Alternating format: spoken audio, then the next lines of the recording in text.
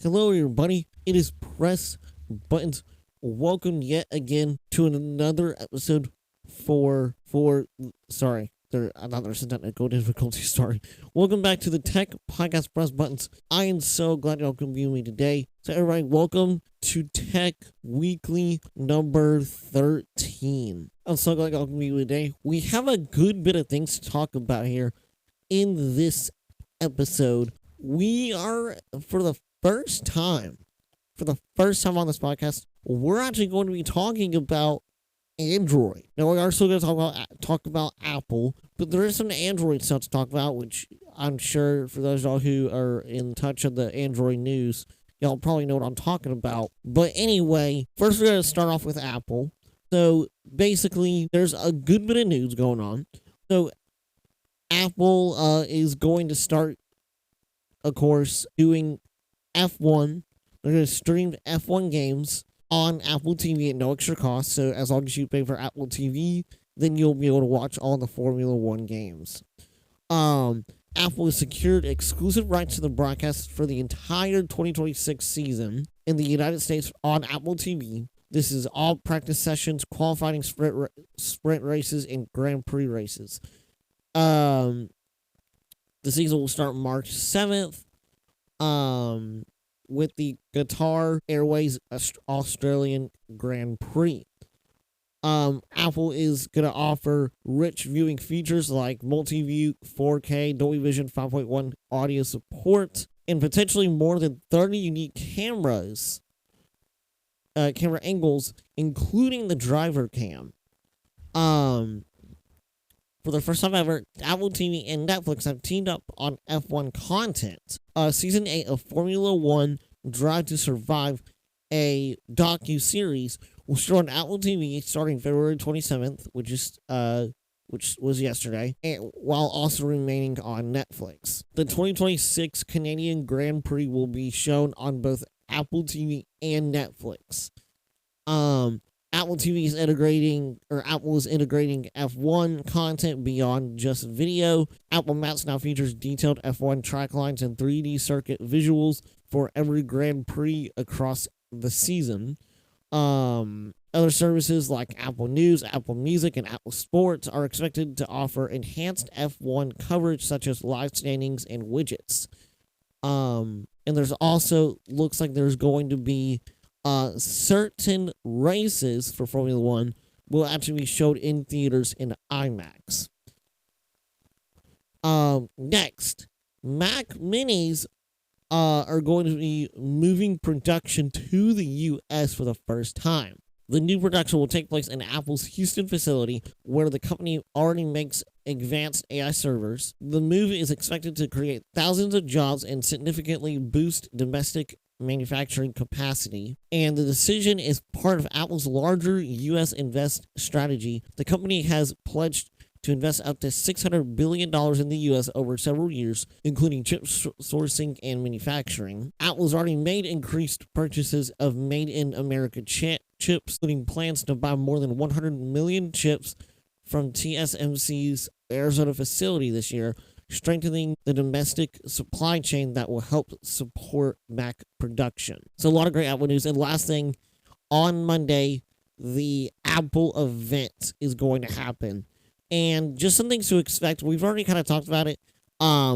We're expecting a new iPhone, which is the iPhone 17e, the lower cost MacBook powered by the A18 Pro chip, which is featured in the iPhone 16 Pro. And now there's people are wondering what exactly can make the price for this go down. Well, the things that can make it go down is that it may not have a notch at the top. There will not be a light up keyboard, and it may not support Thunderbolt or multiple external displays like the M series chips. And we're also going to be getting, of course, the M5 Pro and M5 Max MacBook Pros. Those are also rumored as well. And even maybe a new Mac Studio, any Mac displays. But yeah, I'm very excited to see what this event is going to be like. So please follow the Tech Podcast Press Buttons and also follow all my social media accounts, tech press buttons on all social media to keep in on the latest news. Next, we're going to take a little bit of a sharp turn here. We're going to be talking about Android a little bit. Android, there's been a good bit of stuff going on for the Android, community. First, Google announced the Pixel 10a, and if y'all are not familiar with the Pixel, like the A phones for Google, basically there's like the lower end price phones. It's going to start at $500. And we're going to compare it to the regular Pixel 10. So the Pixel 10a is going to have a 6.1 inch screen, while the Pixel 10 has a 6-inch screen. The width will be 2.9 inches on the 10a, and the width is 2.8 inches on the 10. The depth is 0.4 inches on the 10a and 0.3 inches on the Pixel 10. The weight is 6.5 ounces, while the Pixel 10 will be 7.2 ounces. Both of them are going to have the 6.3 inch actual display. Both will have a 29:9 aspect ratio. And both of them will have the 1080 by 2424 P OLED. Well, the 10A will have the P OLED. The 10 will have just the regular OLED. The 10A will have a 0.2 PPI, and the regular Pixel 10 will have a 422 PPI. Both of them will have the smoothest display from 60 to 120 Hertz. The Pixel 10a will have Corning Gorilla Glass 7i color cover glass, while the Pixel 10 is going to have it has the Corning Gorilla Glass Victus 2 cover glass. Both of them will have the same brightness at 2000 nits for HDR and 3000 nits for peak brightness. Both of them will still have the 2 million by 1 contrast ratio. Both will have HDR support and full 24-bit depth by 16 million colors. The Pixel A is going to have over 30 hours of battery life. The Pixel 10 will have has over 24 hours of battery life. So Pixel 10a beats. Pixel 10a will have up to 120-hour battery life on Extreme Battery Saver. The regular Pixel 10 has a 100-hour battery life on Extreme Battery Saver. It will have a 5,100 milliamp battery for the 10A, and the 10 has a 4,970 milliamp battery. For charging, the 10A will charge it to 50% in 30 minutes, while the Pixel 10 charges up to 55% in 30 minutes. Both of them will have the key wireless charging, although the 10A will have the regular key, while the Pixel 10 has the key 2. Both of them have the same IP68 dust and water resistance. And the 10A has 8 gigabytes of RAM, while the Pixel 10 has 12 gigabytes of RAM. The 10A will have a dual rear camera system, 48 megapixel wide, 13 megapixel ultra wide, a super res zoom up to 8 times, and optical quality at 0.5 and 1 times zoom. The Pixel 10 has an advanced triple rear camera system with 48 megapixel wide with macro focus, 13 megapixel ultra wide, 10.8 megapixel 5 times telephoto lens, super res zoom up to 20 times, and optical quality at 0.6, 1, 5, or 10 times zoom. The 10A has the 48 megapixel quad PD dual pixel, and the Pixel 10 has a 48 megapixel quad PD wide camera. And yes, it's really about it based on, just the phones themselves. Honestly, the Pixel 10a is honestly a pretty good budget phone. The Pixel 10 still stands at $800, while the Pixel 10a is going to be at $500. So, just depending what you really want out of a phone. Just depends what you really want. Next, we're going to compare. Samsung had an event, and Samsung decided to surprise us with a privacy screen, a built-in privacy screen. Now we're going to go ahead and talk about that. I think that's just absolutely amazing. Of course, there are, privacy screen protectors, but I mean, now you have a screen that actually has it built in. So for the Galaxy S26 Ultra, it has the privacy display. You can have it to where it can hide your whole screen, specific apps or incoming notifications and passwords. And the S26 Ultra is at 7.9 millimeters thick, 214 gram weight, 6.9 inch display, 200 megapixel wide f 1.4 camera, and a 50 megapixel telephoto f2.9. It has a customized processor, improved NPU, GPU, and CPU. The battery is 31 hours of video playback, up to 75% in 30 minutes for charging, which is really, really good. Now, what we're going to compare is the S26 Ultra versus the S25 Ultra. So the S26 Ultra still stands at $1,300. The weight is 214 grams on the S26, while the S25 Ultra has 218 grams. The ultra wide cameras are the exact same. The telephoto cameras are the same. The front cameras are the exact same.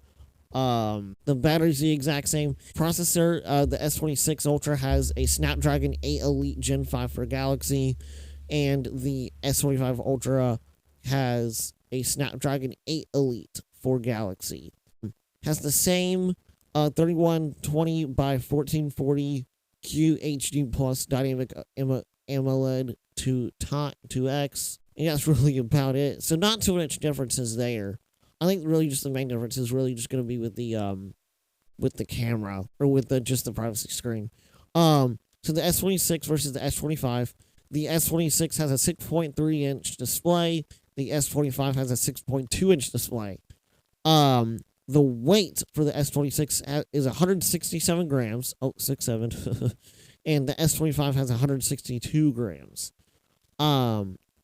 They both have the 50 megapixel wide camera. Both have a 12 megapixel ultra wide. Both have a 10 megapixel telephoto. Both have a 12 megapixel front camera. And both of them have the same zoom. Optical zoom 3 times. Optical quality zoom 2 times, and digital zoom up to 30 times. The battery is different. The S26 has 43 milliamp hour battery, and the S25 has a 4,000 milliamp hour battery. The S26 has 31 hours of video playback, while the S25 has 29 hours of video playback. The S26 has a Snapdragon 8 Elite Gen 5 for Galaxy, and the S25 has Snapdragon 8 Elite for Galaxy. Both have the exact same 2340 by 1080 FHD plus Dynamic AMOLED 2X display. And yeah. So next, what they also revealed was the Galaxy Buds 4 and Buds 4 Pro. We're going to go through each of these. We're just going to go over the differences for the Buds Pro. So this is going to be we're going to do one comparison with the Galaxy Buds 4 Pro and the Galaxy Buds 4. And the next one, we're going to do the Galaxy Buds 4 Pro versus the Galaxy Buds 3 Pro. So here we go. So the Buds 4 Pro versus the Buds 4. So the Buds 4 Pro has voice detection. Buds 4 does not. Buds 4 Pro has siren detect. Buds 4 does not. Buds 4 Pro has voice command. Buds 4 does not. The Buds 4 Pro have an IP57 water and dust resistance. The Galaxy Buds 4 have a IP54. The height is 30.9 for the Buds 4 Pro, and 30.5 for the regular Buds. 18.1 for the width for the Pro, and 18.3 for the Buds 4. The earbud weight is 5.1 grams for the Pro and 4.6 for the regular Buds. The case weight is 44.3 grams. Also the earbud weight was grams as well. So the case weight 44.3 for the Pro and 45.1 for for the buds. For the earbud battery capacity for the milliamp is 61 for the Pro and 45 for the regular buds. And then last but definitely not least, the case battery is 530 for the 4 Pro and 515 for the Buds 4.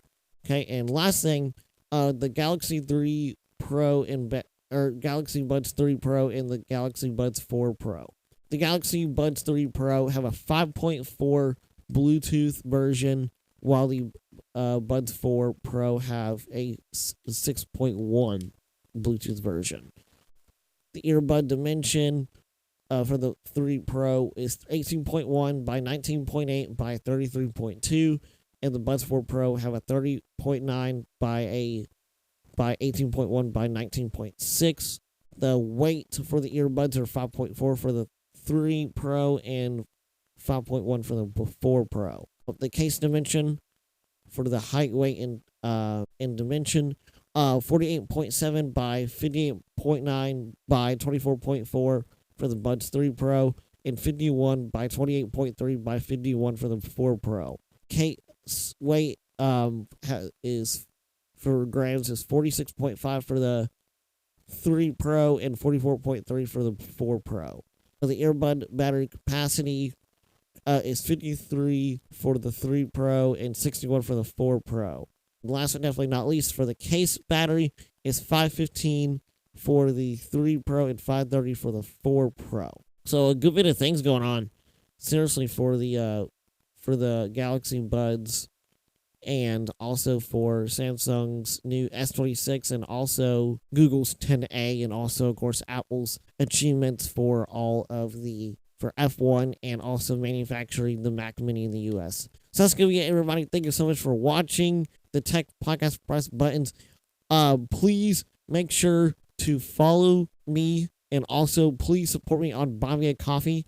Go to buymeacoffee.com/pressbuttons to please support me. I would really, really appreciate y'all. Please keep in touch on this podcast and also on my social media accounts to see everything about the Apple event. I'll be keeping y'all up to date about everything. Thank you, everybody. Bye-bye.